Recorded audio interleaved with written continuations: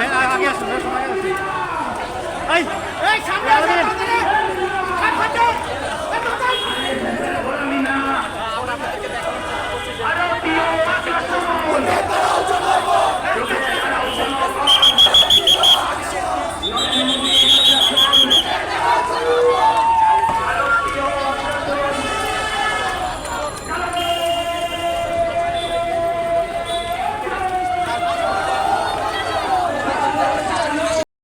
এখানকার ভারত বিরোধী আন্দোলনকে ভারতের রাজনৈতিক আগ্রাসনের উপর কিভাবে তারা ঝাঁপিয়ে পড়লো। বন্ধুগণ, আজকে আমরা এমন একটি অবস্থায় আছি, এখানে যারা শুধুমাত্র চাকরির জন্য, শুধুমাত্র খেয়ে পড়ে বাঁচার জন্য যারা সংগ্রাম করছে, যারা আমরা রাজনৈতিক ভাবে বাংলাদেশটাকে বাংলাদেশের মানুষের কাছে আমরা পৌঁছে দিতে চাই, যে মানুষ এখানকার শ্রমজীবী মেহনতি মানুষ যারা স্বাধীনতা যুদ্ধ করেছে, স্বাধীনতা যুদ্ধের ক্ষেত্রে অবদান রেখেছে, তার পরবর্তী সময়ও যারা ব্রিটিশ বিরোধী আন্দোলন থেকে পাকিস্তান বিরোধী আন্দোলনে অবদান রাখছে, সেই মানুষগুলোর যে স্বাধীনতা সার্বভৌমত্ব সেগুলোকে কিভাবে ক্ষুণ্ণ করছে আওয়ামী লীগ, সেটা আমরা দেখতে পাচ্ছি। বন্ধুগণ, সেই জায়গা থেকে আজকে ভারতের রাজনৈতিক আগ্রাসনকে যদি মোকাবিলা করতে হয়, ভারতের রাজনৈতিক আগ্রাসনকে যদি মোকাবিলা করতে হয়, তাহলে রাজনৈতিক ভাবে এখানকার আওয়ামী লীগকে মোকাবিলা করতে হবে। শুধু আওয়ামী লীগের বন্ধুগণ, এই যে আমলাতন্ত্র, এই যে সুবিধাভোগী পুলিশ এবং এখানকার লুটেরা বুর্জ শ্রেণী, তার সাথে ভারত রাষ্ট্র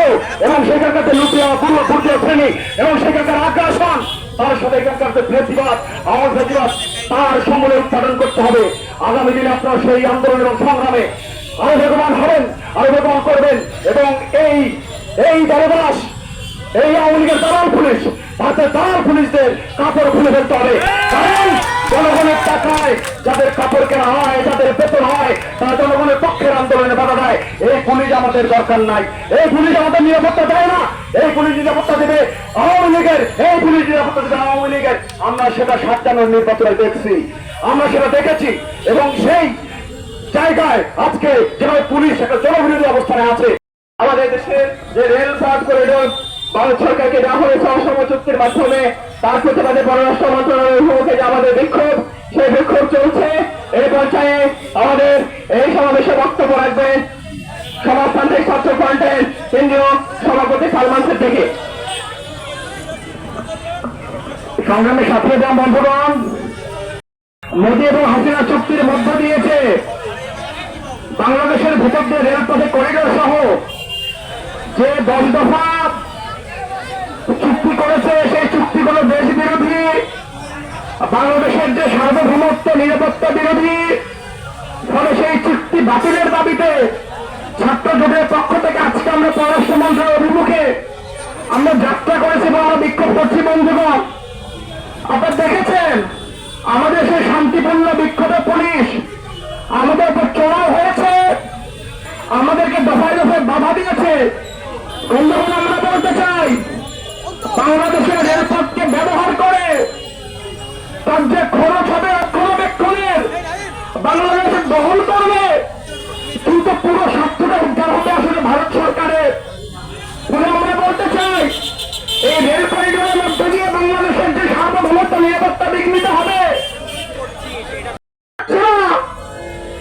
এবং 14 সালে একতরফা নির্বাচন, 18 সালে একতরফা নির্বাচন এবং 24 সালের নির্বাচন, এই নির্বাচনের মধ্য দিয়ে আমরা দেখেছি ভারত সরকার কিভাবে আওয়ামী সরকারকে সহযোগিতা করেছে। এবং আজকে পুলিশ, আমরা জানবাইয়ের পক্ষে দাঁড়িয়েছি, দেশের পক্ষে দাঁড়িয়েছি, আমাদেরকে বাধা দিচ্ছে।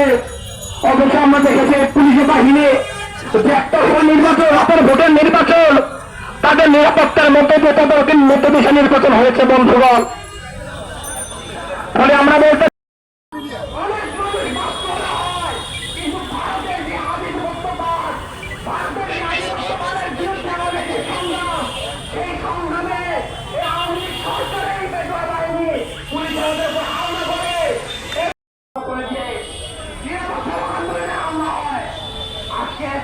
কিছুটা আমরা রেখেছি বর্তমান সামনে বিশ্বাস করতে সেই বিক্ষোভে আমরা